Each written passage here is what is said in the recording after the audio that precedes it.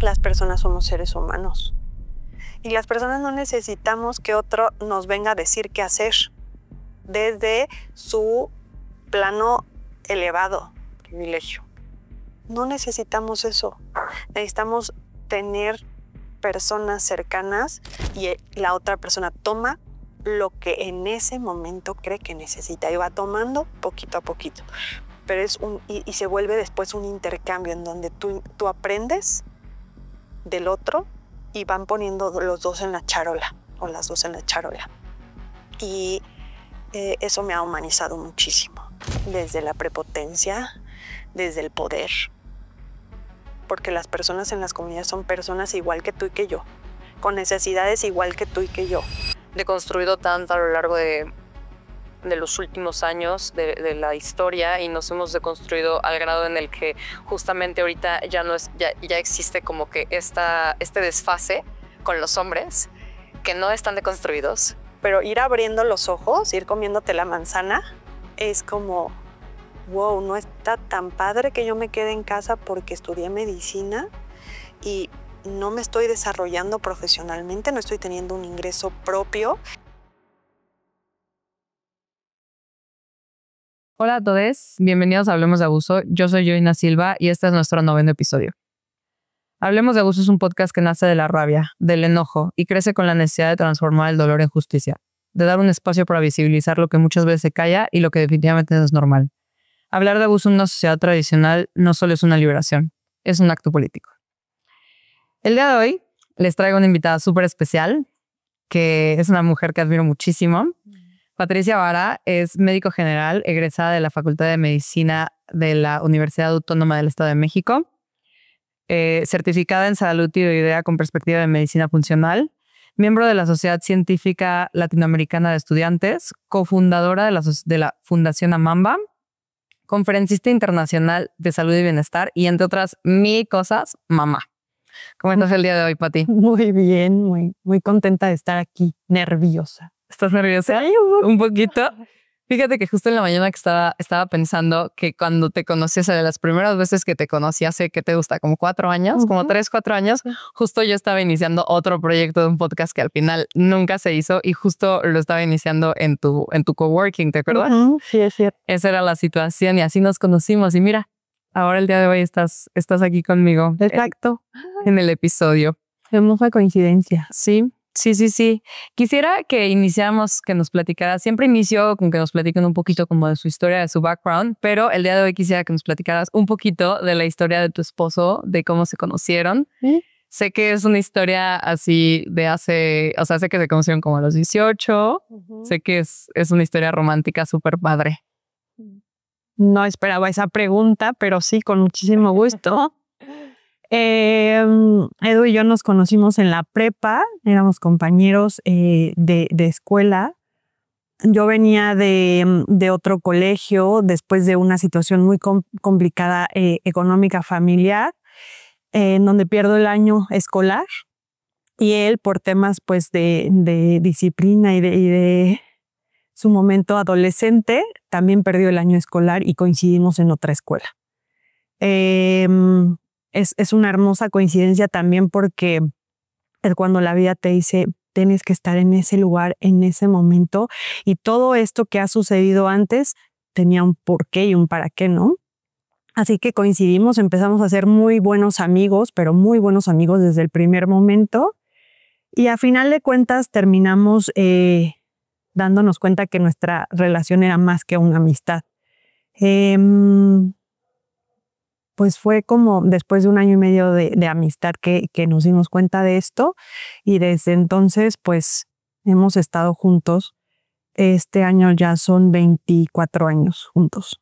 Wow, felicidades. Eso no es nada fácil. No, nada fácil. No ha sido una fairy tale para nada. Ha sido muchísimo aprendizaje porque estábamos súper chiquitos. Él se fue a estudiar aviación, yo me fui a estudiar medicina. Y pues yo creo que eso también fue de beneficio para la relación porque no nos veíamos diario ni nada. O sea, nos veíamos como una vez a la semana entre mis cargas de estudio y pues que él estaba fuera estudiando, nos veíamos poco.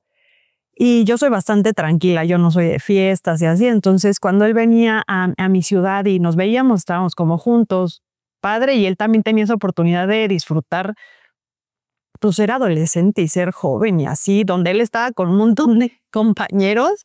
Sí. Y yo no tenía problema. A ver, además no existían las redes sociales, ni te enterabas de qué sucedía, no había ni Facebook. Entonces, pues, solo te enterabas de lo que te contaba. Y entonces yo decía, sí, está bien. Sí. Y después nos casamos jóvenes, o sea, nos casamos cuando yo terminé recién la facultad de medicina, mi servicio, y él tenía ya un par de años de haber terminado y nos casamos muy jóvenes y fuimos papás también muy jóvenes. O sea, a los 27 años fuimos papás. Bueno, ya no fue un embarazo adolescente. No, pero para esta época es como, o sea, fuimos los primeros de nuestros amigos que tuvimos papás. Ok, entonces lo conociste como a los 16, 17. No, lo conocí como a los 17 y empezamos a andar entre los 18 y los 19. Y en ese entonces tú ya estabas a punto de entrar a la carrera de medicina. No, porque recuerda que perdimos un año. Ah, ok. Entonces estábamos en las vacaciones de quinto semestre a sexto semestre, por ahí, no me acuerdo bien. De julio a septiembre. Empezamos a andar el 3 de julio del 2001. Wow. Oye, ¿y de dónde nace justamente tu interés pues por la medicina, por ayudar a la gente? Desde chiquita. Mis papás tienen una empresa de equipo médico. Okay. Entonces siempre estuve en contacto con el ambiente médico y desde chiquita yo traía mi estetoscopio colgando y andaba investigando entre los utensilios que había en la empresa y tenía mucha interacción con médicos y con todo este ambiente. Y con el tema de ayudar, yo creo que es algo que viene de familia. Mis papás son personas súper generosas, son muy nobles, muy trabajadores. Yo iba en un colegio católico donde mi mamá era la directora de religión del colegio católico, o sea, perspectiva general de cómo era mi vida y mi ambiente. Sí, muy católico. Muy católico, muy de doctrina. O sea, yo hacía las cosas by the book, pero también dentro de esa doctrina, pues hacíamos cosas muy bonitas, ¿no? Como el servicio comunitario, etcétera. Y a mí me encantaba. O sea, recuerdo que era una aventura ir a las comunidades y sentarnos con las personas y platicar, siempre desde un plano muy, muy calmo, muy humilde. Muy humano. Muy humano, sí. La nobleza de mi papá es impresionante y la generosidad también con la que mi mamá comparte con la gente también a mí me formó muchísimo. No todo me sobrejuelas, obviamente con los papás siempre hay complejidades y hay muchas cosas que entender, pero eso me formó. Sí, sobre todo estando también en un ambiente tan conservador, o sea, porque creo que el catolicismo está muy, muy de la mano con las cosas como muy conservadoras, ¿no? Sí, mi papá era un poco rebelde del tema católico, entonces como que iba y venía a la fecha. Es un poquito más como más... se ha introducido más en este tema de la religión ya por convicción propia y no por la doctrina, porque él no fue adoctrinado. Mi mamá no fue adoctrinada por sus papás, más bien ella recibió una formación católica de un guía espiritual que teníamos, que fue un padre michoacano que vivía en Toluca, que la formó y fue un refugio para ella emocional y de vida desde que ella fue adolescente, porque vivía muchas complejidades en su familia. Entonces, este lugar fue un lugar seguro. Por eso ella tomó la doctrina católica como parte de su vida y de los buenos resultados que ella tenía como persona, como mujer, como familia, etcétera. Entonces así nos crió. O sea, eso es lo que le funcionó, esto es lo que funciona y esto es lo que van a hacer. Claro. Creo que muchas veces la religión funciona mucho en ese sentido, como que ayuda a las personas que como que están un poquito perdidas, como que no encuentran el rumbo y les ayuda como un poquito como a guía, pero justo como con lo que yo no estoy tan a favor es justo de la doctrina de que pues esto es así y así tiene que ser y como que un poquito pues hasta obligar, ¿no? O sea, no sé cómo hayas sentido tú tu infancia, o sea, ¿sentiste como que te obligaron un poco a esta parte religiosa? No sentía que me obligaban, era parte de mi vida. Ujú. O sea, yo sabía que era lo que estaba bien y yo lo hacía y me gustaba y lo disfrutaba porque no era algo que no me gustara. O sea, era un ambiente que yo disfrutaba, estaban mis amigos, todo eso era donde estaban mis amigos, donde estaba el que me gustaba, ¿no? Mis amigas. En el colegio yo vivía una situación muy difícil como persona y adolescente, a veces de rechazo por diferentes situaciones, pero en mi grupo católico recibía mucha contención, mucho amor. Hablábamos de las formas bonitas de vivir la religión, de Dios, etcétera. Entonces, para mí eso no era difícil. Después, cuando eres adolescente o más grande, empiezas a hacerte preguntas, muchas preguntas. Me alejé un poco durante algún tiempo y luego lo retomé no desde la doctrina, sino desde la conciencia, pero me tomó muchos años hacerlo desde la conciencia. Y yo no eduqué a mi hija en la doctrina. Cero. Ujú. Mi hija es libre de decidir lo que ella considere que es lo mejor para ella, para su religión y ella, o para su espiritualidad sobre todo, y ella poco a poco ha ido descubriendo y ha ido decidiendo qué es lo mejor para ella. Ya es adolescente, tiene 16 años. Claro. Y eso me parece súper importante porque creo que tú al estar metido en un ambiente científico, o sea, decidiste estudiar medicina, ¿sabes? Era algo muy, muy científico que normalmente dicen que la religión y la ciencia están peleadas. Entonces, me parece súper importante que hayas llegado como a tus propias conclusiones, inclusive aún estando en un ambiente científico, porque luego creo que lo que pasa muchísimo con muchísimos médicos o personas que están científicos, pues es que se alejan tanto de todo este tema espiritual porque como que se cancela con todo el tema científico. Y me parece muy bonito que tú hayas encontrado este balance justamente entre lo espiritual y la ciencia, ¿no? Uh-huh. Porque creo que la ciencia te apasiona muchísimo, ¿no? La ciencia me apasiona y yo tomé una decisión de no hablar de mi espiritualidad y mezclarlo con la ciencia. Para mí la espiritualidad es una decisión, no tiene que ver con la razón. O sea, a esa conclusión llegué. Claro, es una decisión y es algo que yo siento y que vivo desde algo muy profundo que no puedo explicar y está bien no poderlo explicar. Total. Está bien sentirlo nada más, está bien no ponerle razonamiento absoluto en una razón para mí, para mi existencia, para mi vivir, para mi paz mental, para mi paz emocional. Es algo muy personal y no lo discuto con nadie, no lo hablo con nadie, incluso con mi esposo, que también tuvo su parte de rebeldía y de familia y de una parte de doctrina y otra parte también de agnóstico. Para mí esto no se discute. Sí, es mío totalmente. Y a lo largo del tiempo, también con mi mamá, que era quien nos adoctrinaba, ella fue entendiendo que esto era individual y nos dejó decidir. O sea, cuando fuimos adultas jóvenes, sin hablarlo como tal, ella fue entendiendo que cada quien podía decidir sobre su espiritualidad, sobre sus creencias, sobre todo este tema. Yo creo que no ha de haber sido fácil para ella, definitivamente, pero hubo muchas cosas en las que ella creció y yo le digo que nos soltó del chal. ¿Tú te acuerdas de este fular en el que cargabas a tu bebé y sentías que la protegías y que ahí tenía que estar siempre para estar protegida y un día la tuviste que bajar a caminar y aventarla a volar? En muchas cuestiones siento que así sucedió con mi mamá y con mi papá ya en diferentes etapas de la vida y esta es una de ellas, ¿no? O sea, nos dejó. Claro, Creo que es súper valioso. Como papás es muy complicado. Muy complicado. Porque pues, sobre todo creo que nos sentimos muy responsables. O sea, sentimos como que creo que lo difícil de soltar el control como papás es toda la responsabilidad, ¿no? Como que decimos, bueno, pero es que si la dejo hacer lo que quiera, ¿qué va a pasar, no? Y si sale mal, pues es también mi responsabilidad porque nosotros los criamos, ¿no? Siento que es toda esa carga que a lo mejor le costó a tu mamá soltar esta parte de que ustedes no fueran específicamente religiosos en el sentido estricto de la palabra, ¿no? Sí, exacto. Yo creo que ahora lo entiendo desde la maternidad también y desde haber aprendido también a ir soltando en diferentes etapas de la vida, en diferentes momentos, con diferentes circunstancias. Pero es muy cierto, o sea, no entiendes a tus papás hasta que lo vives, hasta que vives tu maternidad, tu paternidad. y la vas ejerciendo, porque los hijos no hay instrucciones para ser papás de tus hijos. Ellos son las instrucciones.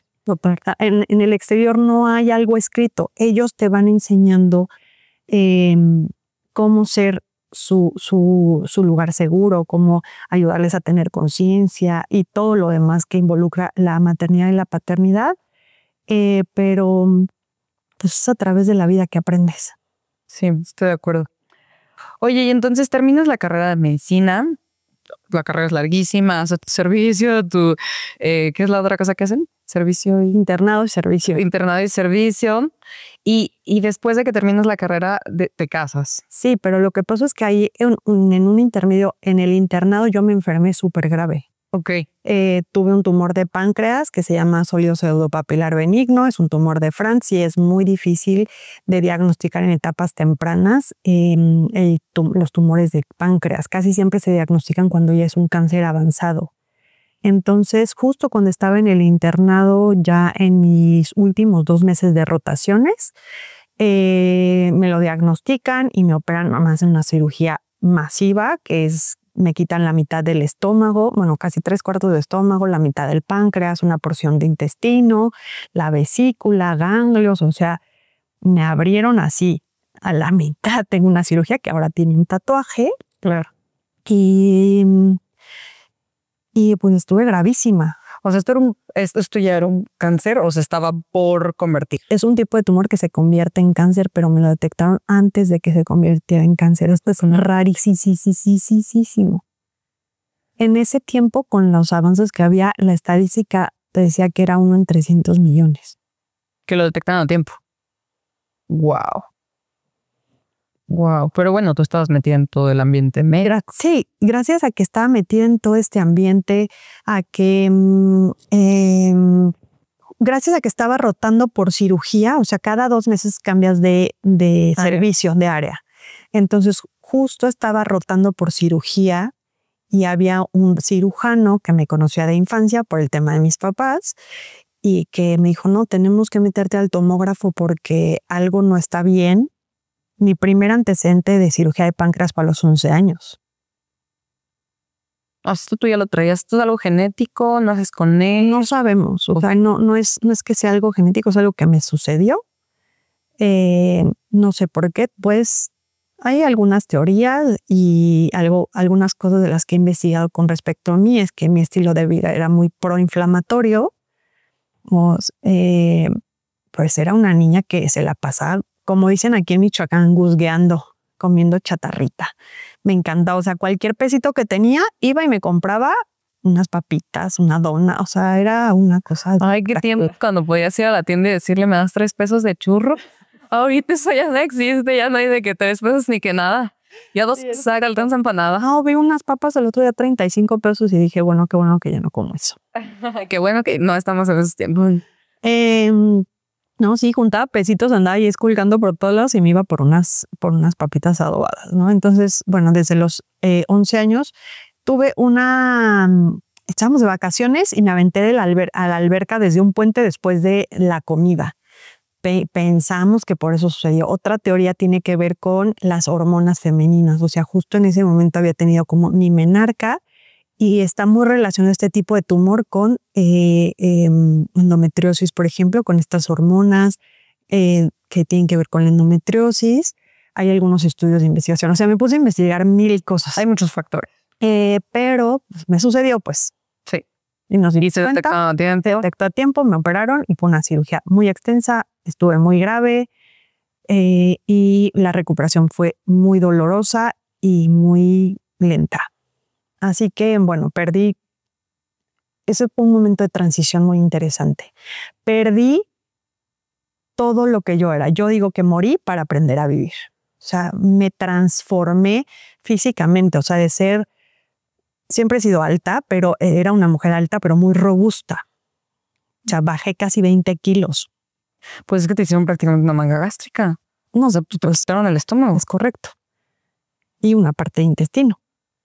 Sí, pues no era para menos, o sea, te ibas a bajar de peso sí o sí. Entonces, pues estaba así como en los huesitos Y eso me transformó físicamente, o sea, ya no me veía como era antes, pero tampoco podía alimentarme. Mi cerebro no entendía mil cosas, o sea, de cómo alimentarme, de qué me hacía bien, etcétera. Mi mentalidad cambió totalmente. Ahora entiendo que tiene mucho que ver también con la microbiota, que se modificó la microbiota, se modificó mi alimentación, muchos factores, se modificaron mis hormonas, tuve anemia, o sea, muchos factores que estuvieron involucrados en que también mi mente cambiara, Claro. mis emociones cambiaran. Tendía mucho al autosabotaje, a la depresión y así. Y desde entonces ahora tiendo más a ser una persona alegre, feliz, o sea, Positiva. Sí. Siempre, yo desde que te conozco, digo que te conozco hace 3, 4 años, siempre ha sido así. siempre estás contenta. Y yo sí, a veces digo, sí, siempre estoy contenta, pero no era así antes. Siempre estaba enojada, triste, preocupada, gruñoncita. ¿Y crees que este cambio, este humor tuviera que ver también por cómo estabas físicamente? O sea, como que internamente que esto tuviera que ver. Ahora pienso que sí, ahora con todo lo que he estudiado pienso que sí, con esa inflamación celular, totalmente. Porque se inflama el cerebro también. Sí, se inflama todas las células, entonces siempre estás de malas, tus hormonas no trabajan bien, no descansas, no duermes bien, todo mal. Ese tipo de cosas de repente me impresionan muchísimo cuando veo que cosas tan pequeñas o tan insignificantes pueden causar cosas tan graves o tan fuertes, ¿no? O sea, que una inflamación en el cerebro te cause, o que una inflamación celular te cause todas estas cosas es impresionante, y muchísimas veces lo damos como que súper, o sea, lo dejamos súper a la ligera, de que estás inflamado, bueno, pues estás inflamado, lo dejamos muy así. Sí, exacto. Y es que hablando de abuso, que es el tema de este podcast, abusamos mucho en nuestro cuerpo y de que está sano y le metemos como maquinita del premio mayor, que es la enfermedad, moneditas todo el tiempo, hasta que de eso te sale el premio mayor, que es la enfermedad, pero no nos damos cuenta de que estamos abusando de nuestro cuerpo. Total. Y todo este periodo, o sea, mientras la cirugía te detectaron, todo esto, supongo que tuviste que parar pues todo tu tema académico, tuviste que parar tu internado. No pudiste seguir. Sí, ya no terminé los últimos 2 meses. Me calificaron con trabajos y así. Ah, ok. O sea, no te afectó. No me afectó. Okay. Y después me reincorporé al servicio social un mes después de que iniciábamos. O sea, sí me fui a hacer el servicio social después de la recuperación. O sea, tenía una plaza bastante noble en Cáritas, que eso también es parte de por qué tengo la fundación. Estuve dando consulta en Cáritas, había un centro comunitario en donde dábamos consulta por las mañanas solamente, en el centro de mi ciudad. Fue un servicio muy benévolo para... ¿Tú vivías en Toluca? Vivía en Toluca. Soy originaria de Toluca. Y eso es raro, ¿eh? Normalmente las personas en Toluca son más bajitas y tú eres alta. Bueno, es que no soy originaria de ahí. O sea, ahí nací, pero mis papás no son de ahí. O sea, mi mamá es de Guanajuato y mi papá es de Veracruz. Ok. Y terminaron en Toluca. ¿Terminaron en Toluca? Seguramente, ¿no? Sí. Siempre es por temas de trabajo cuando se mudan los papás. Ok, entonces toda esta perspectiva te cambia y entonces sales, terminas la carrera, terminas el internado y entonces gracias a que pues tuviste todo este switch es que decides casarte pronto. No. Nosotros teníamos ya 8 años de casados, de novios. Y después de 6 meses de que me operaron y así, nos embarazamos. Imagínate el shock familiar, porque hace 6 meses me estaba muriendo, total. Y vengo de una familia súper conservadora católica. Y no estaban casados. Y no estábamos casados. Me enteré que estaba embarazada el 25 de diciembre de ese año. Navidad. Sí. Y ese día le dijimos a nuestros papás, a los dos.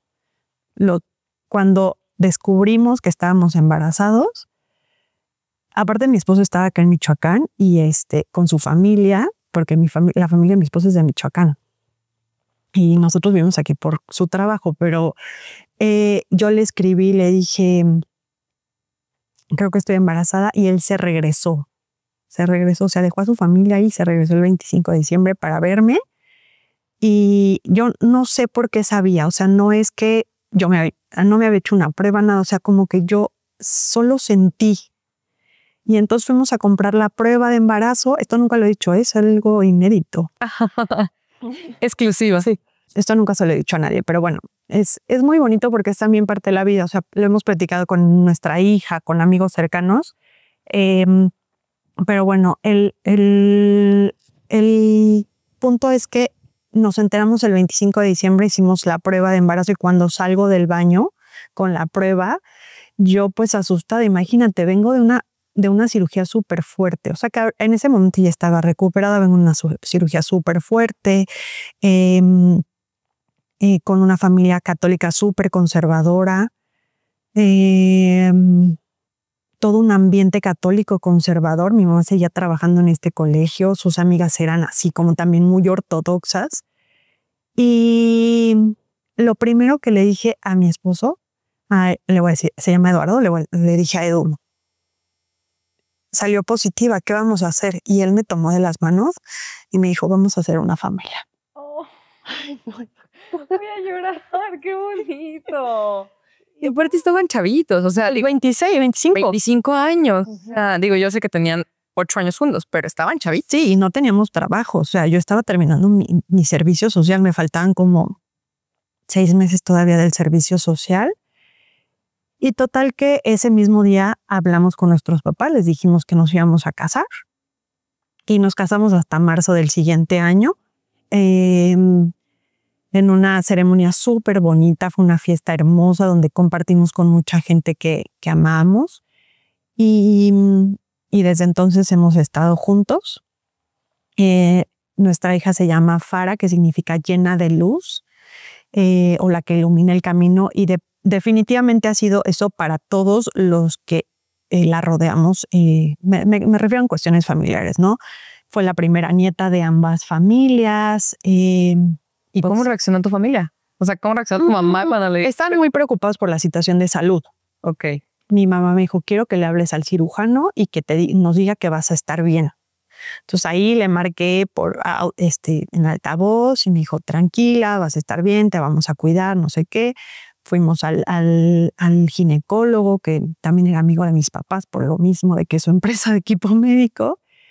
Y ya realmente solamente eran cuidados de que me habían abierto toda la pared abdominal. Entonces, obvio, no pude tener parto. Pues cesárea. En ese momento también tenía anemia. Entonces, tengo recuerdos muy vagos de esos momentos porque yo estaba como en otro planeta, literal. Durante muchos años viví en otro planeta porque como en la cirugía no me permite que absorba nutrientes. Entonces eso me da anemia y deficiencias de nutrientes y mala absorción, etc. Y aparte soy alérgica al hierro intravenoso, hice shock anafiláctico cuando me lo pusieron. Entonces en ese momento no había cómo reponerme el hierro, más que me lo tomaba, comía algunas cosas que me lo subían un poquito. Muchos años después me pusieron un medicamento que se llama Renergy, que era médula ósea, y me recuperé físicamente, intelectualmente, pero muchos años viví como en stand-by, o sea, como en modo zombie. No sé ni cómo le hice para ser mamá de una bebé. Edu es un hombre súper participativo de la vida familiar, o sea, súper participativo. Lo crió una mujer muy fuerte que salió de su comunidad, de su pueblo, para irse a estudiar. Es la única mujer de su familia que se salió de su casa en contra de la voluntad de su papá para irse a estudiar, y sus hermanos de Estados Unidos la apoyaban para que pudiera estudiar en Toluca. Wow. Entonces esa mujer lo crió, y esa mujer lo crió siendo un hombre súper responsable de todas las labores del hogar, de la crianza. También su papá es un hombre muy, muy inteligente y muy participativo. Entonces creo que ha sido un binomio que nos ha permitido salir adelante a través de la vida de manera airosa, pero no sin dificultades. Hemos tenido diferentes dificultades a nivel personal, emocional, físico, etc. Y creo que ambos hemos tenido la voluntad de crecer, la voluntad de deconstruirnos ambos, de trabajarlo. hemos ido a terapia personal, de pareja, de todo. Hemos hecho cursos, talleres, sobre todo yo los cursos y talleres, y él dijo, sí, voy a terapia porque hay muchas cosas que tengo que trabajar y que le han servido muchísimo como persona, como profesionista, como papá.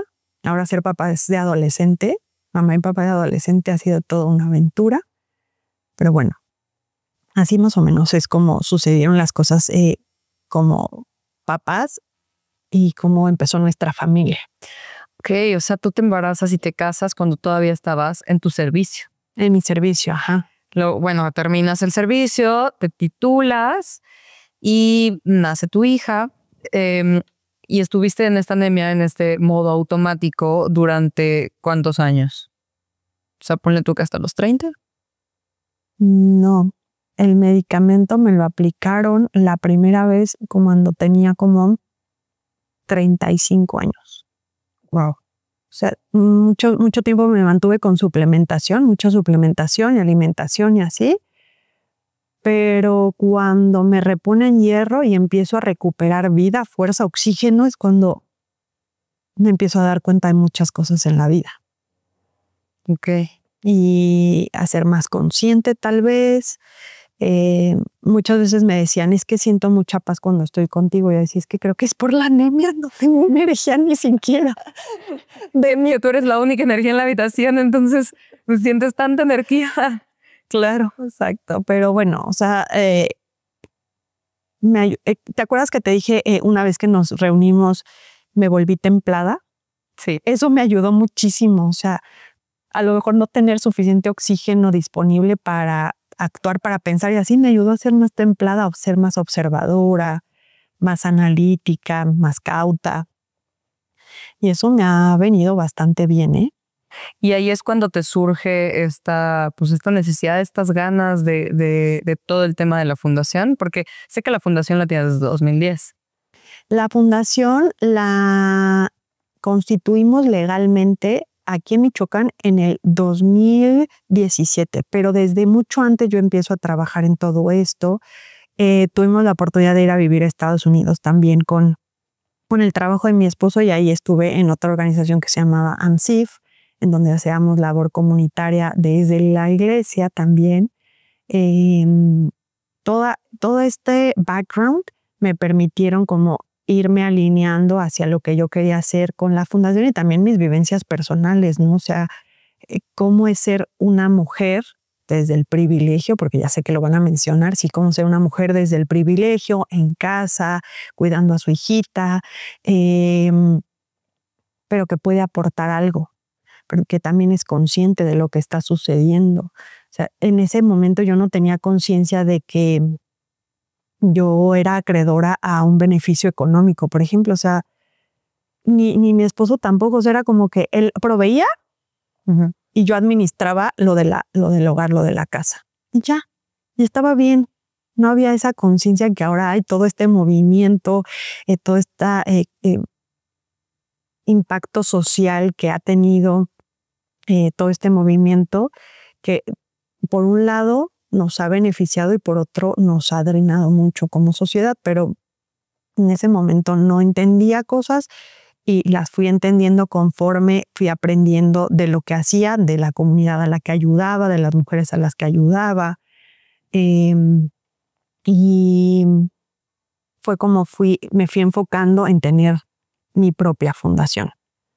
Ok, entonces de cuando se van a vivir a Estados Unidos, tú vivías pues en esta familia muy tradicional, ¿no? Donde el esposo provee y la esposa se queda en casa con la niña, pero tú eras perfectamente feliz. Sí, a mí me parece que era lo que estaba bien. O sea, yo era feliz, yo hacía mis cosas. De pronto estaba estudiando un inglés para la maestría. Me dedicaba a mi casa, y aunque nunca he sido la más hogareña y más así de que preparar la comida y eso, pues aprendí. Me involucré en esas cosas desde el amor, no desde la resistencia. Que bueno, el discurso, por ejemplo, aunque vengo de una familia tradicional, siempre el discurso en mi familia era: tú tienes que estudiar para salir adelante tú. Ujú. O sea, era como muy contradictorio porque tienes que vivir en una familia tradicional. O sea, nunca me lo dijeron así, pero era como el sesgo familiar. Tienes que vivir en una familia tradicional y tener a tu esposo y pero eres una mujer y tienes que estudiar y tienes que trabajar y tienes que ser próspera y tú tienes que comprar tus cosas y situaciones así que eran como confuso, pero que yo fui definiendo como en beneficio propio y de mi familia.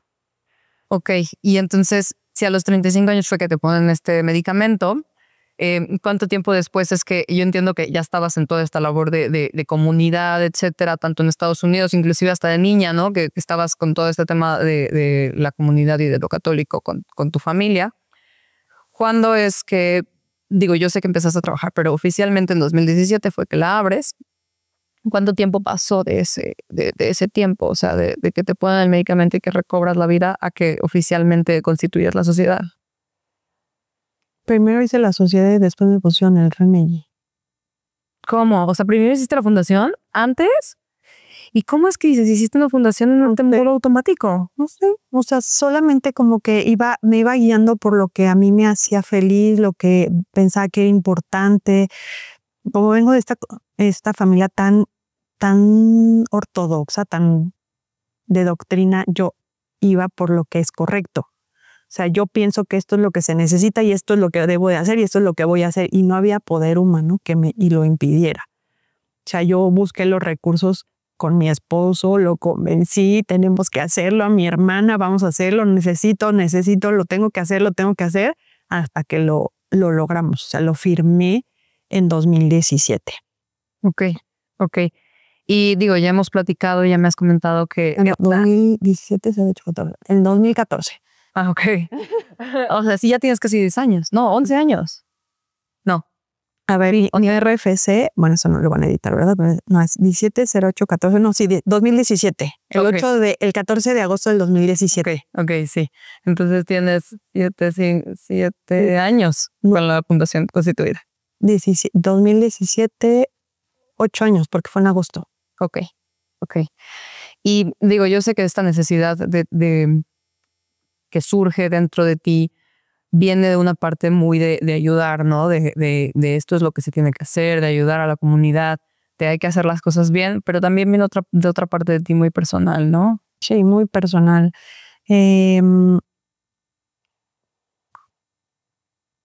Yo estaba veía muchas injusticias en la vida. O sea, yo quería ayudar para que estas injusticias o estos sesgos sociales se pudieran modificar, que hubiera más colaboración armoniosa, que hubiera más trabajo comunitario, pero en común, o sea, en conjunto.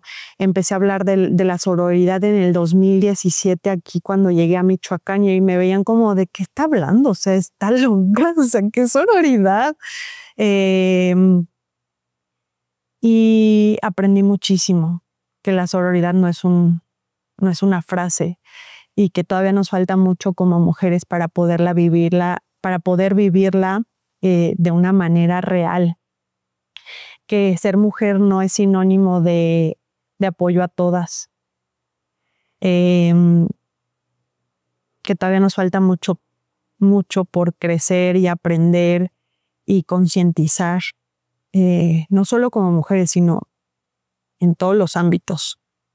Sí, estoy totalmente de acuerdo. Sí, yo creo que esta lucha del feminismo, etcétera, pues no es una lucha de hombres contra mujeres, ¿no? Es una lucha de personas buenas contra personas malas, ¿no? Uh-huh. Y justo creo que este tema de la sororidad es un tema que va muy por ahí, ¿no? Que no es a todas las mujeres, no tenemos que ser sororas con todas las mujeres. O sea, si una mujer fue mala contigo, pues no le debes ningún tipo de sororidad ni de empatía, ¿no? Pero a lo que yo me refiero es esta necesidad dentro de ti de yo quiero hacer algo por mí misma, porque hasta entonces no trabajabas. No he trabajado, o sea, siempre he estudiado, me gusta mucho estudiar. Y lo mío, tu currículum está larguísimo, o sea, lo resumí de verdad lo más que pude porque o sea, yo sé que has estudiado, o sea, maestrías, diplomados, cursos, talleres, o sea, has estudiado de verdad muchísimo y te felicito por ello. Pero entonces todo este tiempo te casaste, tienes a tu hija, te dedicas al hogar y sigues estudiando, pero hasta entonces no trabajabas. No trabajaba.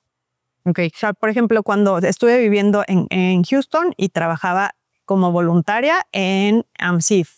Cuando estuve viviendo en Culiacán, vivía en Culiacán. Amo Culiacán, es la gente más bonita que he conocido. Gente súper generosa, súper amistosa, es bellísimo. Y ahí estuve trabajando en el proyecto de Cáritas Comunitarios. Era la directora del proyecto de Cáritas Comunitario. Iban a hacer Cáritas en cada parroquia de la ciudad. O sea, sí, de sus dominios, ¿no? Entonces siempre estaba como involucrada en temas sociales. Siempre estaba estudiando sobre temas sociales, veía documentales, me metía a cursos, artículos de investigación. O sea, era un tema que me súper...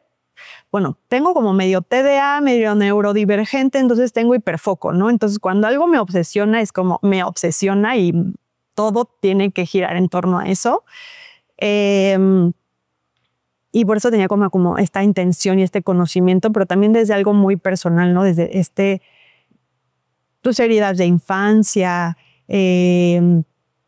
cosas que yo iba concientizando que tienen que ver con sesgos familiares, con sesgos sociales. Y decía, podemos vivir de manera diferente. O sea, yo creo que en ese momento lo hacía desde un plano de como si yo pudiera salvar al mundo en ese momento en el que mi oxígeno no me llegaba bien al cerebro. Pero el contacto con la comunidad me permitió humanizarlo.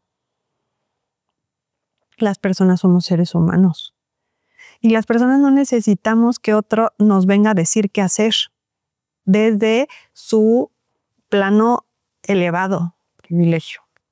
No necesitamos eso. Necesitamos tener personas cercanas que nos escuchen, que nos entiendan, solamente que nos escuchen, que nos pongan atención. Y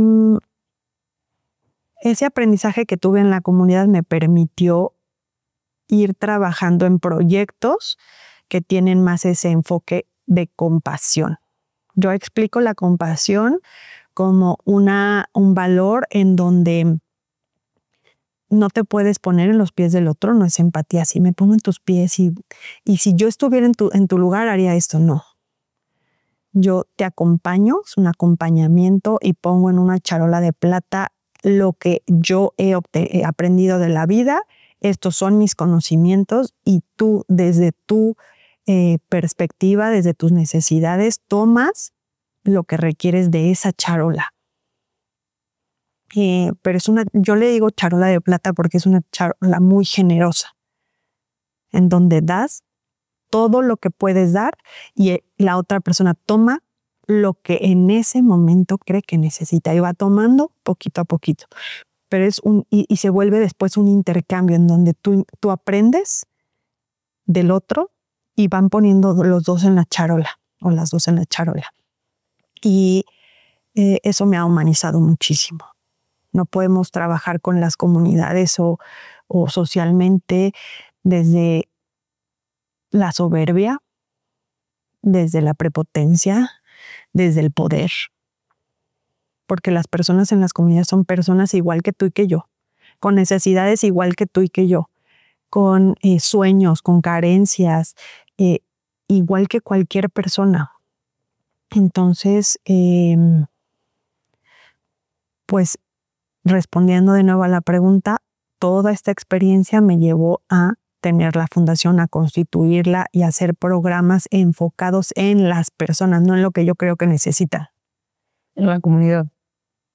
Sí, de hecho, justo quisiera que nos platicaras un poquito más a fondo de a qué se dedica la fundación, porque, a ver, sé que es una fundación enfocada a la comunidad, específicamente a las mujeres, niños y niñas, pero sé que has tenido muchísimos proyectos y proyectos muy bonitos, inclusive con empresas muy grandes donde has ayudado a la comunidad y quisiera que nos platicaras más tú.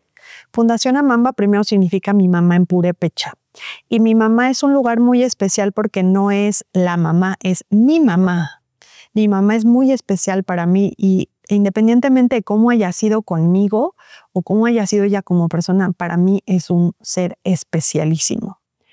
Y eso sucede en muchas personas y a veces la mamá no es alguien biológico, es alguien de crianza o alguien de acompañamiento. O sea, esa figura de mi mamá es muy importante.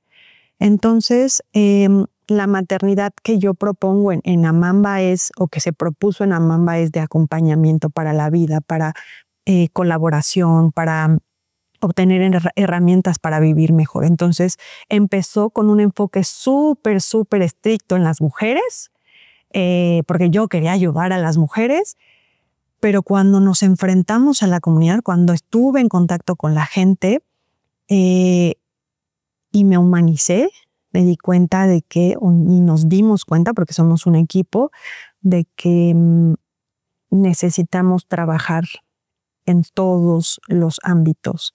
Las infancias, los hombres, las mujeres, los adultos mayores que están súper olvidados en nuestra sociedad y que de repente también tiene mucho impacto lo que dicen y lo que hacen desde sus sesgos para que sucedan las cosas como suceden ahora. Entonces, trabajar su salud mental, su salud física es importante. Entonces, Amamba es una organización que trabaja con la comunidad para mejorar las condiciones de vida de esa comunidad.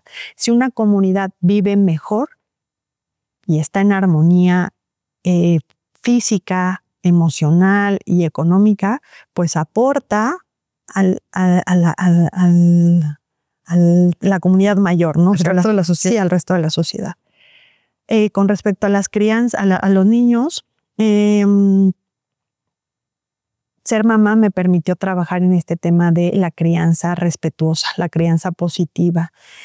Crianza respetuosa y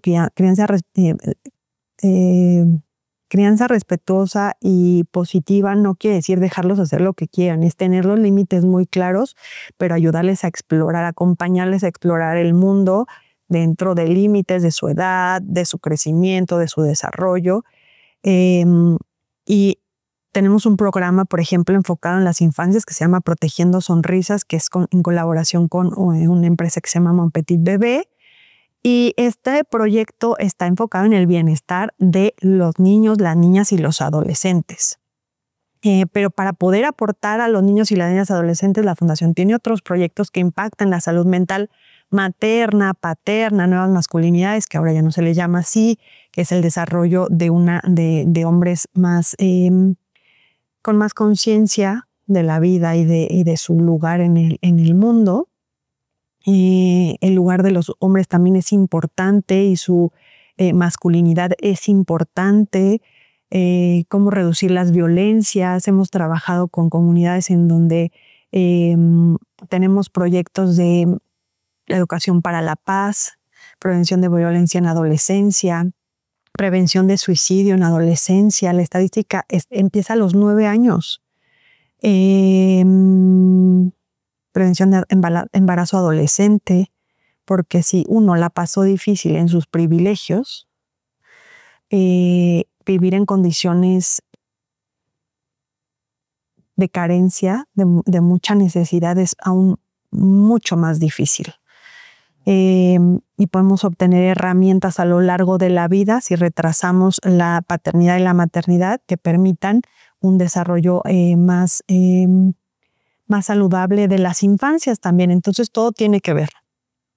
Sí, creo que es un enfoque integral, ¿no? O sea, creo que no nos podemos enfocar únicamente en la salud mental, ¿no? O en la salud mental de las mujeres, porque pues sí, mucho nos va a servir enfocados a la salud mental de las mujeres y justamente creo que ese es el problema, ¿no? O sea, creo que las mujeres nos hemos deconstruido tanto a lo largo de los últimos años de la historia y nos hemos deconstruido al grado en el que justamente ahorita ya no es, ya existe como que este desfase con los hombres que no están deconstruidos y que las mujeres estamos tan deconstruidas que pues ya no empatamos, o sea que ya no podemos construir relaciones o construir comunidades y justamente nos estamos enfrentando los unos a los otros en lugar de decir, oye, pues vamos a construirnos todos, ¿no? Exacto. Que creo que es un tema que por ejemplo, a ti personalmente te pasó con Edu, ¿no? Que sí. Comentas que él se tuvo que deconstruir porque tú ya te estabas deconstruyendo o tú ya estabas muy deconstruido y tú ya estabas en otro sitio y pues él necesitaba también deconstruirse, ¿no?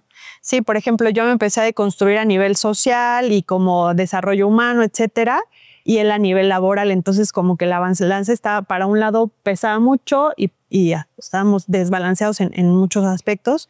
Entonces, para mí, el enfrentarme a la parte laboral, cuando dije, no, yo soy empoderada y yo tengo que aportar económicamente y yo voy a trabajar y voy a hacer lo que yo quiera.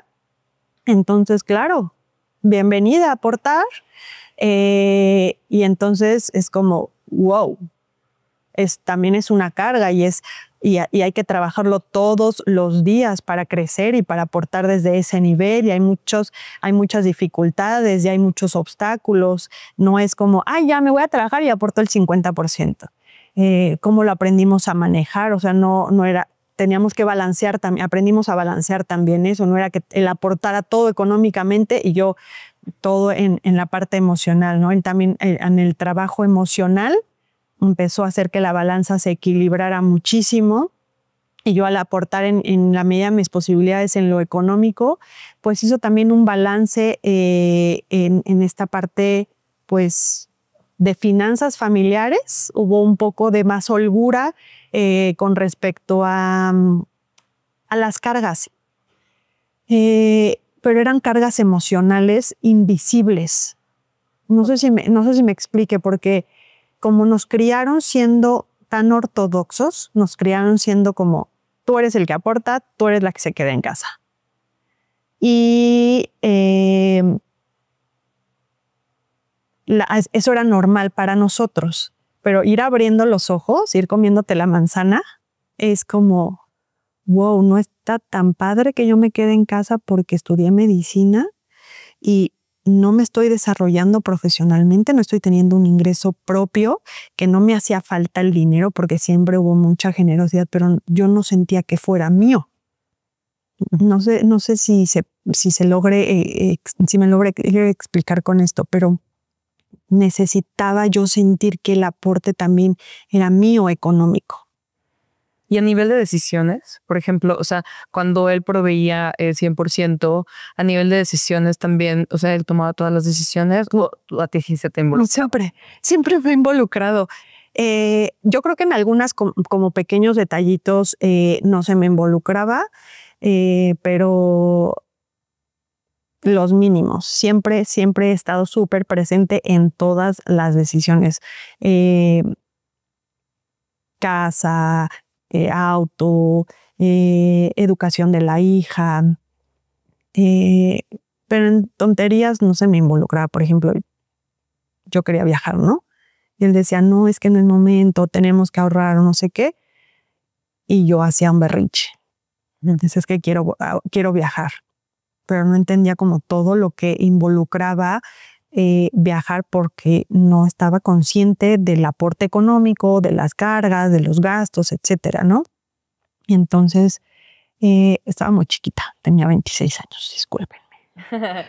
No, y además justo creo que viene de muchas cosas, o sea, creo que viene justamente de toda esta parte de tu educación súper ortodoxa y también justo viene de esta como falta de conciencia, porque creo que es una violencia muy, muy fuerte. O sea, creo que hay de dos tipos de violencias aquí. Por ejemplo, creo que es una violencia muy, muy fuerte la que ejercemos en los hombres en esta exigencia de tú tienes que aportar, tú tienes que proveer, tú tienes que hacer todo y además no te puedes quejar, no puedes pedir ayuda y creo que es un tema mental hasta muy, muy denso, ¿no? Para ellos. Muy denso. Y luego también, por la otra parte, pues también es una violencia muy fea para nosotras de justo lo que tú estás diciendo. O sea, pues quiero viajar, pero no podemos porque para empezar, pues ni siquiera sabías, a lo mejor ni siquiera tenías la conciencia de saber de, oye, pues es que no tenemos el suficiente ingreso, ¿no? Pero esto no existe y no nos dejan tomar a nosotros las decisiones luego, a lo mejor no mínimas, a lo mejor importantes, a lo mejor para ti era muy importante viajar o para ti era muy importante tener una maestría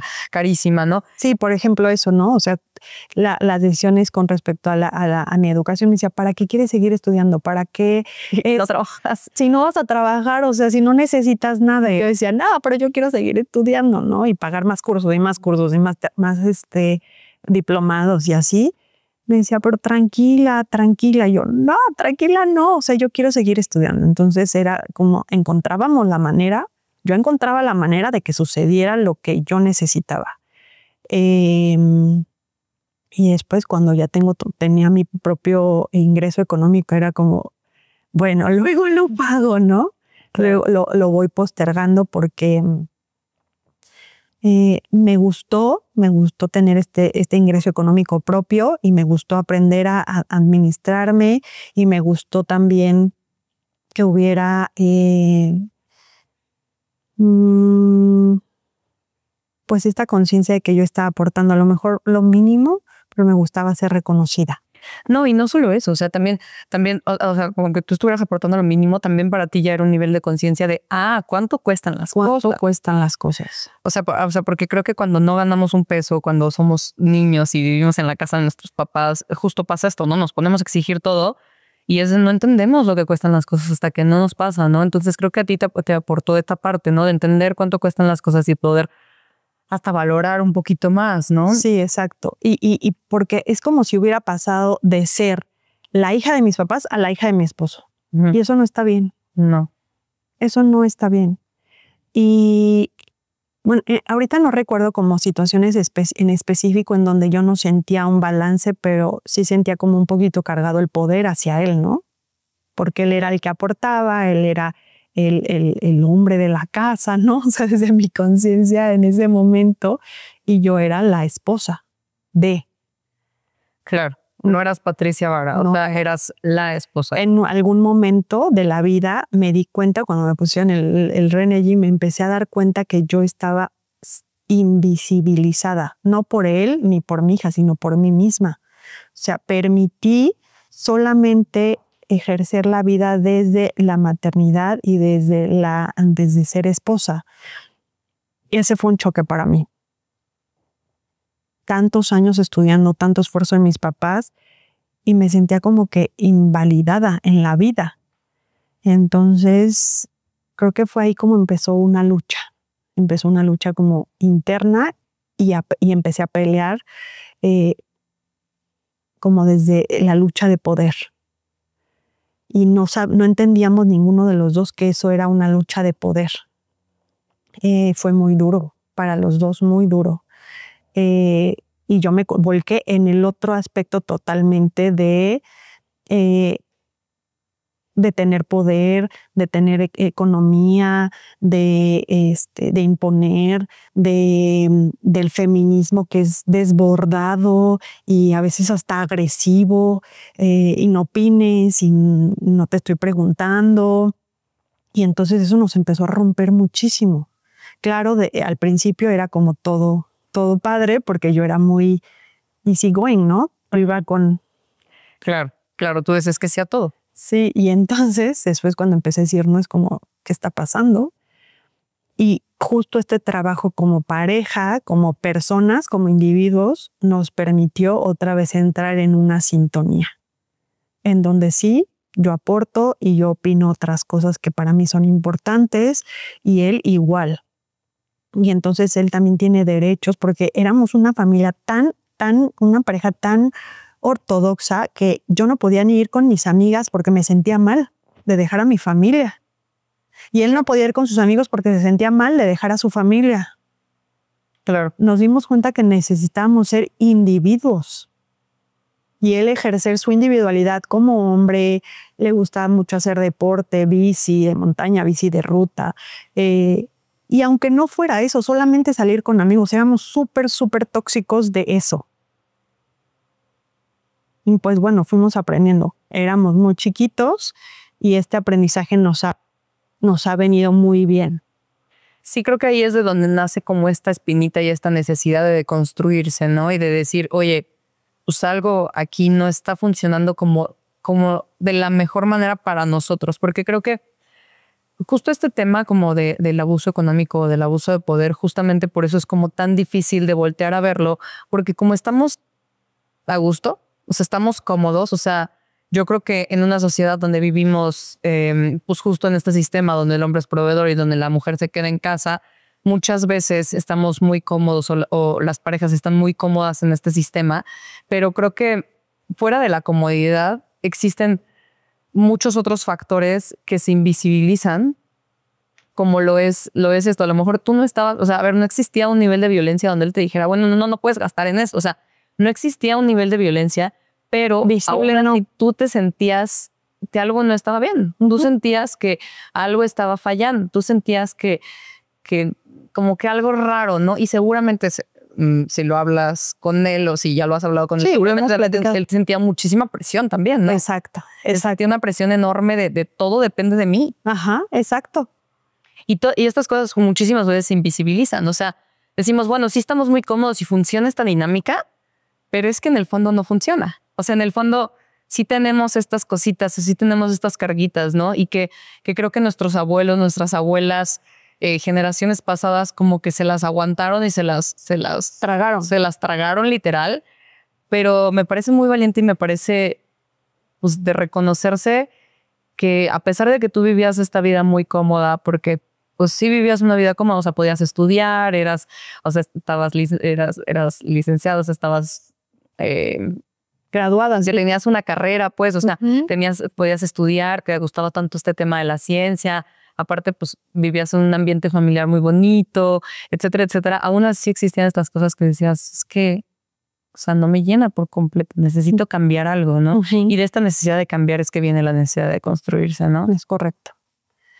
Creo que las terapias que recibí o a las que me acerqué me ayudaron mucho desde una perspectiva de no hacerme la víctima.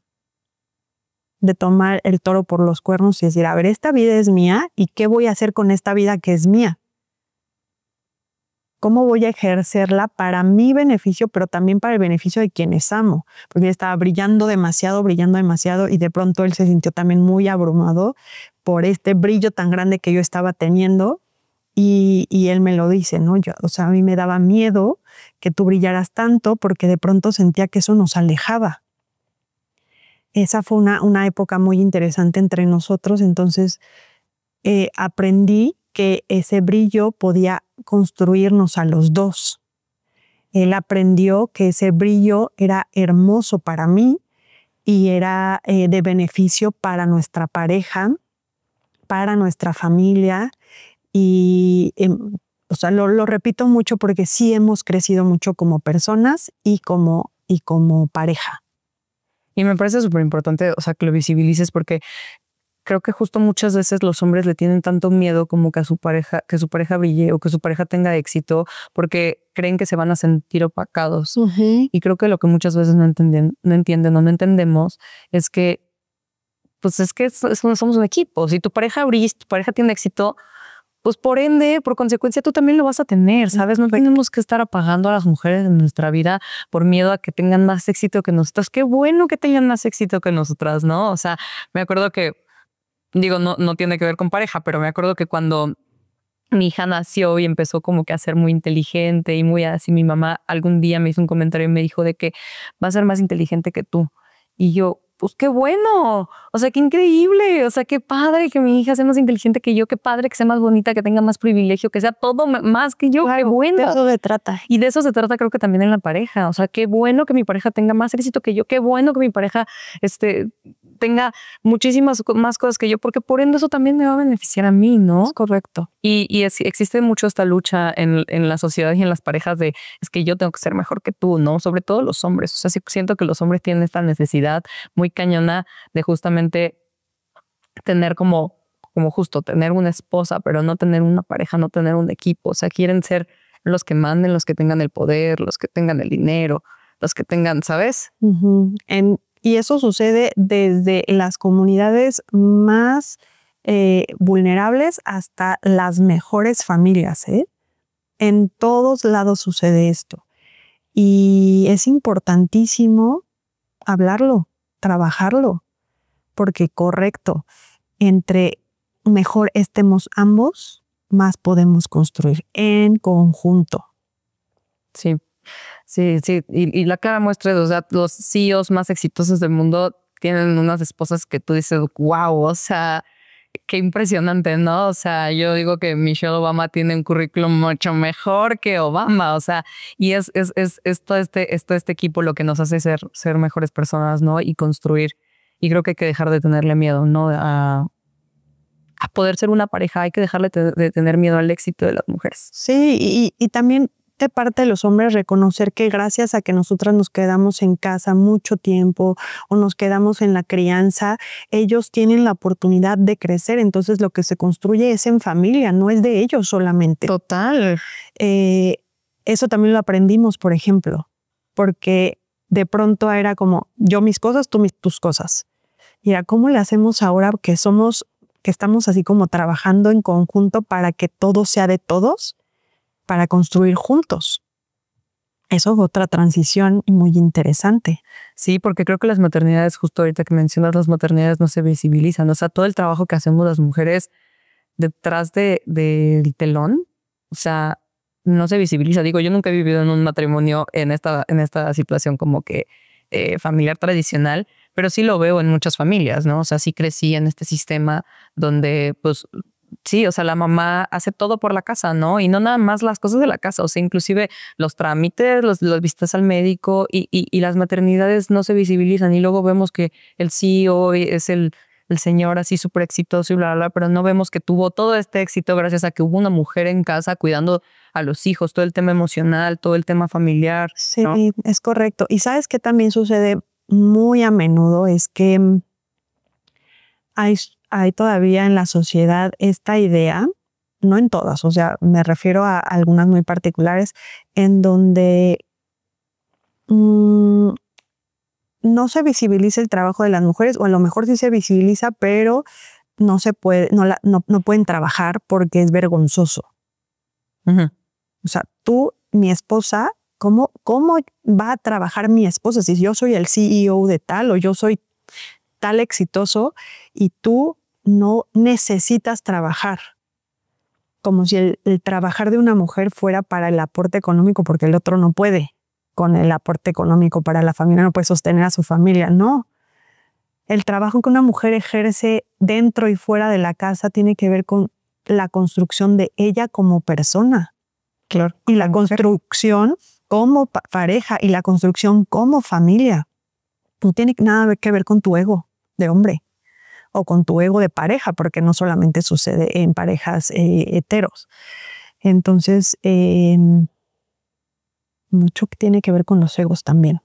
Sí, o sea, por ejemplo, tú cuando iniciaste con todo este tema de la Fundación Amamba, pues no, supongo que no llevabas, a raíz de eso, o sea, a raíz de la fundación no llevabas dinero a la casa, pero aún así sí te daba todo este tema de tu construcción como persona y todo este tema de tu construcción personal. O sea, el trabajo y la labor no es necesariamente, como tú dices, no es necesariamente solamente para conseguir algo económico, es mucho más para sentirte, pues sí, para construirte tú como persona, como mujer, sobre todo en esta sociedad donde nos han dicho que las mujeres nada más servimos para la casa y para los hijos. Sí, ¿no? Correcto. Es muy necesario que nosotras nos construyamos y tengamos esta autovalidación, ¿no? Es correcto. Me parece muy interesante. Quisiera que nos platicaras cuál es uno de los mayores retos a los que te has enfrentado en la fundación. Me he enfrentado a muchos retos. Yo creo que aprender de las historias de las mujeres tan sensibles ha sido una experiencia de muchísima construcción como persona, de aprender sobre el privilegio. Me dijeron que si veía elefantes rosas y queriendo ayudar a tanta gente. Gente muy cercana a mí, o sea, que yo consideraba mis amigas. Y esa fue una experiencia muy dolorosa, pero a la vez de mucha construcción. Y con respecto a las mujeres, darme cuenta que la misma sociedad las sigue vulnerando, y te voy a contar una historia muy particular, en donde una de las mujeres a las que ayudábamos prefería seguir siendo vulnerada ella porque era la forma en la que podía proteger más a sus hijos. ¿Qué sucedió? Ella vivía fuera de México con su pareja, con su esposo y sus 3 hijos, y resulta que a ella le empiezan a violentar física y de otras maneras, física y emocionalmente, de todas las maneras posibles, económicamente, o sea, todas las formas de abuso. Y a partir de esto, pues ella decide regresarse aquí a México dejar a su pareja para que no la siguiera violentando a ella. Logra traerse a sus hijos, que habían nacido en ese otro país, y llegan a la casa de sus papás, de los papás de ella, ¿ok? Donde vivía su papá, su mamá y su hermana, que era soltera, pero ya era una adulta de 40 años. Entonces, fue mal vista. En su comunidad ella era mal vista porque la habían dejado. O sea, era una mujer dejada, ¿ok? En su lugar cercano, en su lugar más donde debió estar más segura, fue más vulnerada. No solamente ella, o sea, ella era agredida psicológicamente y físicamente y económicamente porque ella no tenía un ingreso, no te podía pedir un trabajo en ese momento, sino que también eran violentados sus hijos, los hijos de la dejada, los arrimados, los que vino, o sea... Y por parte de sus propios papás. Por parte de sus propios papás. Y aparte, por lo que cuentas, o sea, si era una mujer que vivía en el extranjero, pues era una mujer con mucho privilegio. Pues sí, de pronto cuando viven en el extranjero tienen ciertos privilegios, pero yo siempre platicaba, por ejemplo, cuando vivía en Houston, tenían dólares, pero necesitaban mucho de todo lo demás. Necesitaban mucho amor, contención, comprensión, cuidado, atención, conciencia, o sea, solamente tenían dinero. Sí, pero me refiero a que era o sea, pues el dinero ya es un paso muy importante. O sea, me refiero a que no era una mujer en una comunidad como de escasos recursos. No, vivía en una ciudad, vivía en una casa donde tenían un trabajo que les permitía generar muchos ingresos. Pero por lo mismo el esposo se iba toda la semana y se perdía toda la semana, y el fin de semana que había trabajo, él llegaba y trabajaba a full y generaba mucho dinero, y en esos 3 días de fin de semana era cuando la violentaba, ¿no? Ok, y entonces ella decide irse irse con sus papás a refugiar. Y la vuelven a violentar, y entonces prefiere regresar. A final de cuentas se regresa con su esposo porque ella me dijo, es que allá solamente me agreden a mí. Ay, no, me dan ganas de llorar, de acordarme, ya pasaron muchos años. Y acá la agredían a sus hijos también. Sí, acá agredían a sus hijos, y no hay nada más difícil para una mujer que ver que están violentando a tus hijos. Y sentir que es por tu culpa, ¿no? Y sentir que es por tu culpa. Porque definitivamente no era su culpa. Yo siempre lo digo, pero la culpa únicamente pues, es de quien violenta. Pero pues me imagino la presión social, o sea, la presión que ella sentía que estuvieran violentando a sus propios hijos, que le estuvieran haciendo incluso bullying. Exacto. Gracias a que ella había decidido salir de una relación abusiva. Había mucha presión social en su comunidad, era como la dejada, y si ella salía, no podía salir con nadie más porque ella era una mujer que ya vivía otra vez con sus papás, entonces tener una relación amorosa con alguien más estaba prohibido. O sea, imagínate cómo. Sí, claro. No tenía estudios profesionales, o sea, había tenido escuela trunca, por eso es muy importante que estudien, muy importante. Siempre voy a las comunidades y digo, es muy importante estudiar, es una herramienta que te puede servir para salvarte la vida, literal.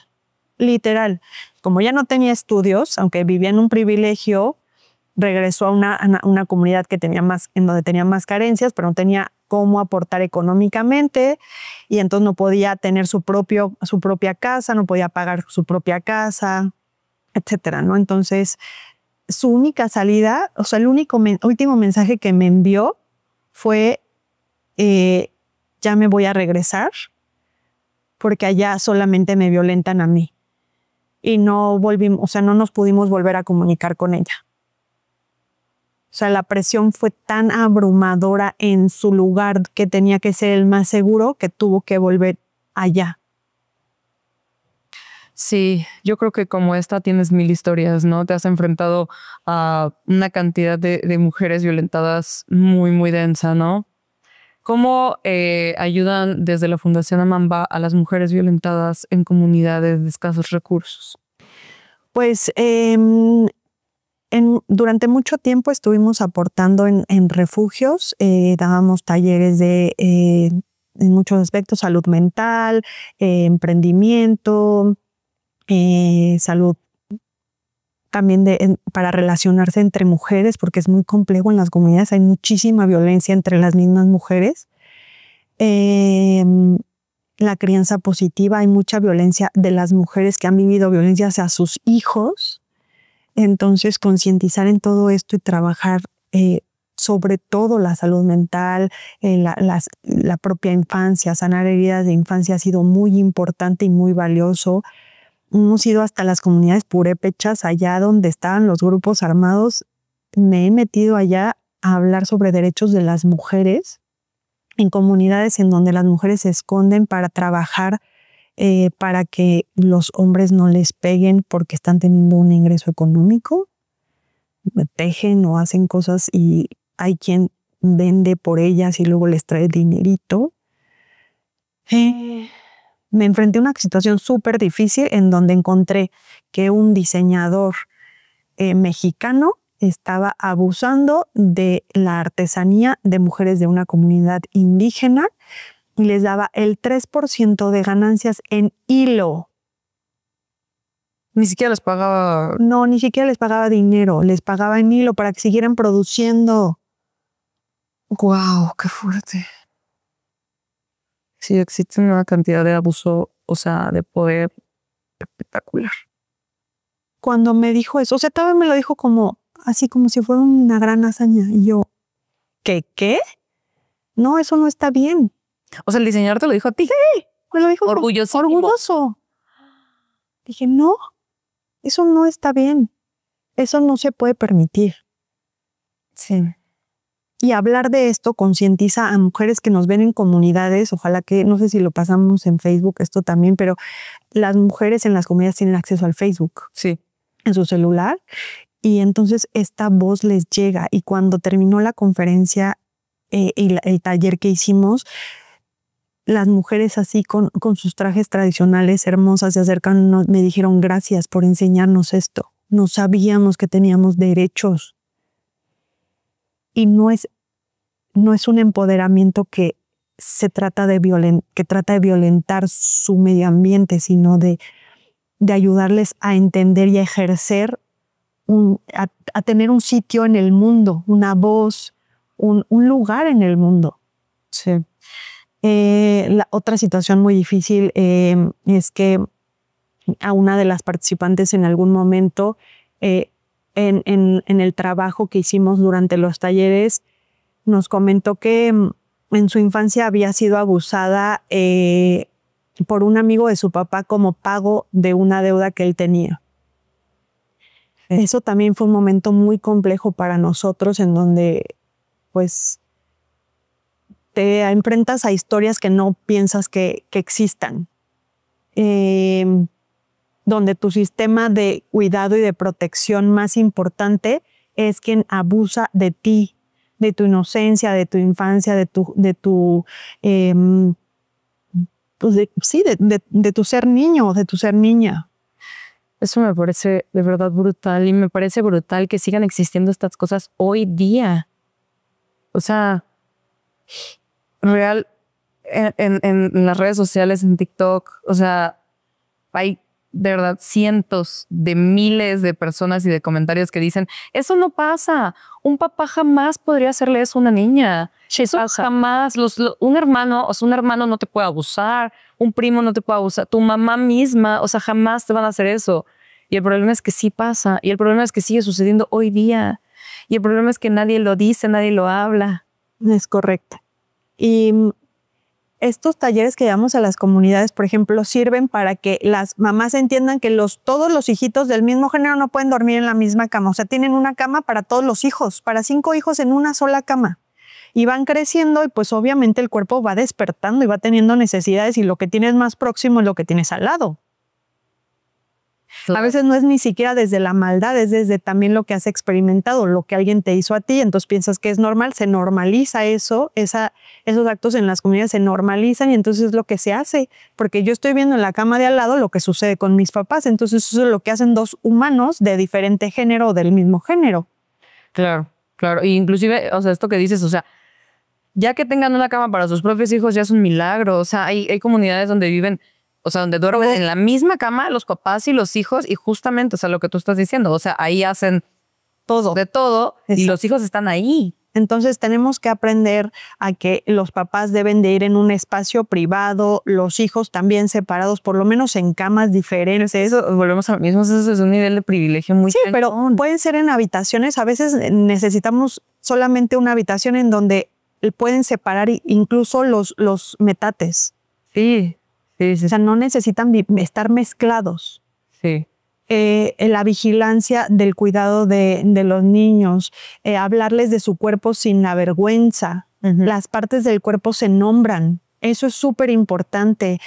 Hablar sobre las partes del cuerpo que se respetan. Nunca nadie te puede tocar estas partes de tu cuerpo. Nunca nadie le puedes tocar esas partes del cuerpo a nadie. Sí. Oye, y esto que mencionas, por ejemplo, ahorita de que cuando duermen 5 niños, 5 hermanos en la misma cama y que empiezan a hacer este tipo de cosas, ¿cómo abordas tú cuando un niño está siendo el abusador? O sea, me parece algo brutal y me parece que sí, está bien, él es el abusador, pero es una falla sistemática. Es una falla sistemática y hay mecanismos del Estado que se están trabajando mucho más. En el Estado, quien he visto más trabajando en este tema es a Dani de los Santos, por ejemplo.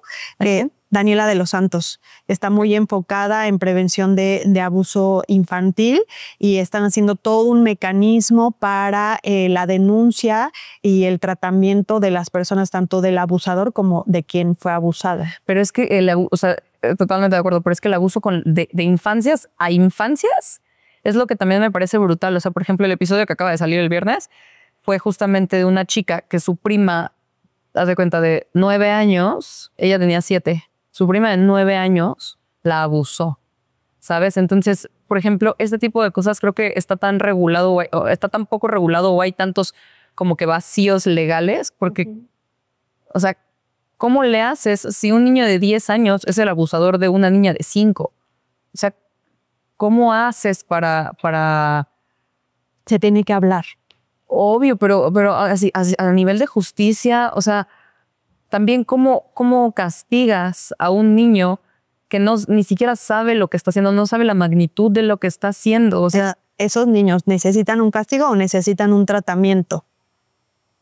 Yo creo que necesitan un tratamiento psicológico, porque no le están haciendo. Muchas veces no lo hacen desde la conciencia, en ciertas edades no lo hacen desde la conciencia. Y cuando ya lo hacen desde la conciencia. Lo hacen desde la normalización. Cuando lo hacen de la conciencia, por eso hay mecanismos ya del Estado en donde hay que buscar la justicia. Okay. No es lo mismo un niño de 17 años con una de 8, o incluso uno de 13 con una de 9 o de 10. Pero, por ejemplo, en una comunidad la mamá se dio cuenta de que por medio de Facebook, de su propio celular, su hija se estaba comunicando con un hombre de la misma comunidad de 35 años. Y la niña de 12 años insistía en irse con el hombre. Claro. Eso sí, eso es castigable. Claro, porque él la estaba manipulando y él la estaba violentando. Esto es un abuso de poder impresionante. Entonces, antes del castigo viene una examinación de la persona, de sus capacidades intelectuales, de sus traumas, de por qué lo está haciendo, si como imitación, como normalización, como patología, porque hay gente enferma. Total. Estábamos un día, antes existía Piccolo Mondo, un espacio donde jugaban los niños y los llevabas así como un daycare. Pero nunca me había gustado dejar así a mi hija solita, ¿no? Entonces yo me metí con ella al Piccolo Mondo y había un niño con capacidades diferentes entre los 14 y los 15 años y estábamos ella y yo jugando a vestirnos de Blancanieves y cosas así porque había disfraces y todo, sí. Y entonces este niño se acuesta en una de las tarimas donde nosotras estábamos nosotras dos solitas con este niño. Y había muchos niños solitos sin sus papás. Sí. Y algunos cuidadores por aquí, por allá, pero que no alcanzan para observar todo lo que está sucediendo.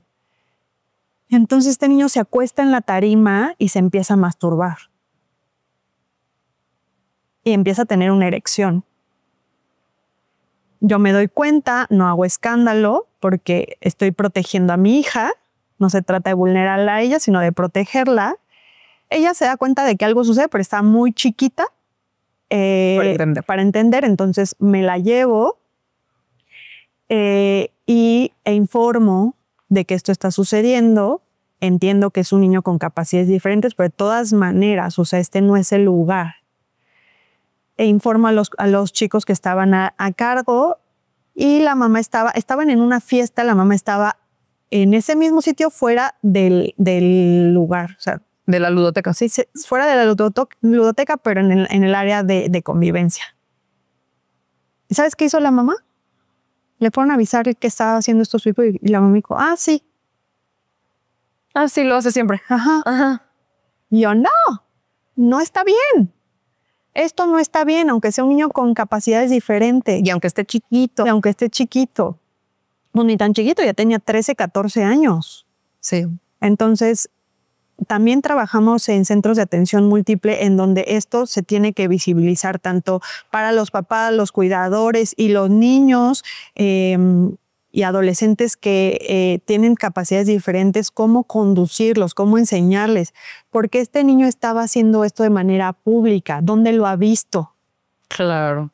Y aparte es una negligencia enorme de sus papás. O sea, ¿qué pasa con los papás? O sea, ¿por qué no te importa que tu hijo esté haciendo esto? ¿Por qué no te importa? Tan normalizado. Es una negligencia. Ella prefería seguir en la plática y en su ambiente que ir a atender a su hijo. No, y aparte, o sea, lo normalizado que lo tenía. O sea, esto seguro no era la primera vez. Seguro no era la primera vez, lo normalizó. Qué grave. En ese momento, o sea, no estaba el papá, por eso habló de la mamá que no hizo nada, si no hubiera hablado de ambos, porque somos responsables todos de nuestros hijos, ¿no? Claro, y aparte imagínate el potencial abusador que este niño se iba a convertir, porque si estaba haciendo esto en público, o sea, porque para mí ya es un abusador, o sea, un señor en la calle, en el metro, que se está masturbando viendo a una muchacha, para mí ya es un abuso, o sea. Exacto. Entonces este niño posiblemente se convirtió en un abusador por la negligencia de sus padres, ¿no?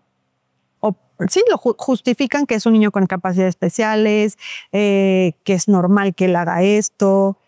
No sé, o sea, tenemos que tener mucha conciencia como sociedad de cómo nos estamos conduciendo, cómo estamos criando, cómo estamos acompañando, cómo nos estamos preparando para ser mejores padres. No es nada más así crecer como nos criaron a nosotros o como crecimos nosotros. Hay que prepararnos para la crianza de nuestros hijos, tanto pequeñitos como adolescentes, incluso como adultos, para aprender a soltarlos, a que sean adultos funcionales, a que sean adultos de bien. Y me parece también súper importante que la vergüenza cambie de lado. O sea, porque yo estoy segura de que tú en este momento que pasó esto, pues tú sentiste hasta un tema de vergüenza, ¿no? Claro. Está pasando algo. Y qué impresionante que la mamá, la que debería de sentir vergüenza, no lo sintió, ¿no? O sea, es muy difícil luego como padres aceptar que nuestros hijos son abusadores, ¿no? O que a nuestros hijos los abusan. Esto es un tema muy difícil y donde siento que la vergüenza se involucra muchísimo, ¿no? Y no creo que ahí se debería de involucrar. Creo que la vergüenza la tiene que tener el abusador o los responsables de este abuso y no las personas que están alrededor o que lo están viviendo, ¿no? Sí, creo que es algo muy común. Exacto. Pues muchísimas gracias, Pati. Muchas gracias por venir, muchas gracias por tu tiempo, muchas gracias por compartirnos toda tu vida un poquito, tu trayectoria y tus vivencias. Y pues también agradecerte muchísimo por todo tu activismo, porque la gente muchísimas veces no entiende y no sabe lo difícil que es el activismo, lo difícil que es las fundaciones y fondear las fundaciones y mantenerlas, todo lo que implica el activismo. Creo que si no somos millonarios, o sea, si no somos Elon Musk, o sea, nos implica muchísimo esfuerzo. Y todo esto es amor al arte. O sea, nadie nos paga por hacer todas estas cosas. Nadie nos reconoce, inclusive muchísimas veces. Entonces yo te quiero reconocer por todo este trabajo y por todo este activismo que llevas haciendo por más de 15 años. Y pues nada, me gustaría que nos dijeras las redes sociales de Fundación Amamba y cómo te podemos ayudar, cómo puede la gente donar para que esto siga sucediendo. Muchas gracias. Bueno, pues Fundación Amamba, @Fundación Amamba en Facebook, en Instagram, en TikTok, en Twitter. También teníamos una cuenta por ahí, debe todavía de existir. Tenemos una página web que es fundacionamamba.org. Tenemos un botón de PayPal que es donde podemos hacer aportaciones voluntarias Todas las aportaciones son generosas para nosotros. Todo lo que ingrese, tanto a nivel económico como en especie, nos ayuda muchísimo a seguir ayudando a la comunidad. Tenemos también algunos proyectos en alianzas con empresas, porque somos donataria autorizada internacional. Todas las empresas aportan a los proyectos sociales, pueden aportar a los proyectos sociales que les interese, que tenemos abiertos, para que podamos seguirlos trabajando, seguir impactando a la comunidad, seguir hablando desde esta perspectiva de unión, de comunidad que construye, junta, de crecimiento entre hombres, mujeres, niñas, niños y adultos mayores, porque es muy importante trabajar todos juntos y todas juntas para el bien de nuestra comunidad. Sí, creo que el enfoque integral es lo que va a hacer el cambio en la sociedad. No nos podemos solamente enfocar en una parte, ¿no? Es correcto. Pues nada, te agradezco muchísimo. También ahí, pues como les comenta Pati, tenemos el botón de PayPal donde pueden donar lo que quieran, de verdad, 5 pesos, 10 pesos, lo que sea, todo suma, todo cuenta y estamos aportando a algo más grande que nosotros. Estamos aportando a algo que también nos va a beneficiar a nosotros. O sea, creo que justamente apoyar a las comunidades de escasos recursos, apoyar a las mujeres, a los niños, a las personas violentadas, no solo los apoya a ellos, nos apoya a todos porque crecemos como una sociedad, ¿no? Correcto. No este enfoque individualista donde las personas únicamente ven por su propio bien, ven por su propia familia, me parece algo muy dañino y me parece que es justamente la razón de por qué estamos como sociedad en el punto en donde estamos, ¿no? Debemos de dejar de vernos como seres individuales y debemos de empezar a vernos como una sociedad y como un equipo y como un conjunto, porque al final lo que tú hagas me va a afectar a mí en algún punto, directa, indirectamente, de la manera que sea, nos afecta a todos como sociedad, ¿no? Correcto, pues muchísimas gracias. Y algo que me gustaría aportar ahorita al final es: siempre trata a otra persona como ser humano. Incluso si vas a un restaurante, a una atención de mostrador, siempre pregúntale su nombre. Tratar a las personas como seres humanos hace la diferencia. Vas a ver el cambio en su carita y en su energía. Hablarles desde su nombre nos acerca como humanidad, nos acerca como sociedad, nos acerca como comunidad. Así que, bueno, ese es lo último que dejo. Sí, muchísimas gracias. Sí lo he notado, que cuando vas a un restaurante le preguntas, ¿y cómo te llamas? Me parece muy bonito. Me parece que es una parte de tratar a la gente inclusive con mucha compasión.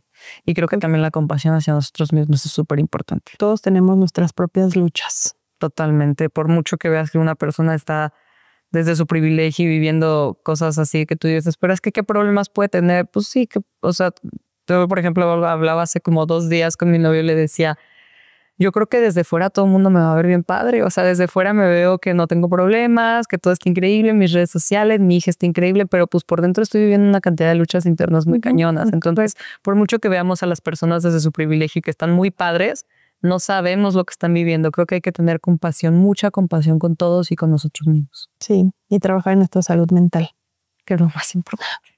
Sí, totalmente. Pues nada. Yo les agradezco muchísimo a todos por ver. Por favor, suscríbanse, denle like, comenten para que este contenido pueda seguir llegando a más personas. Y pues nada, nos vemos en el próximo episodio.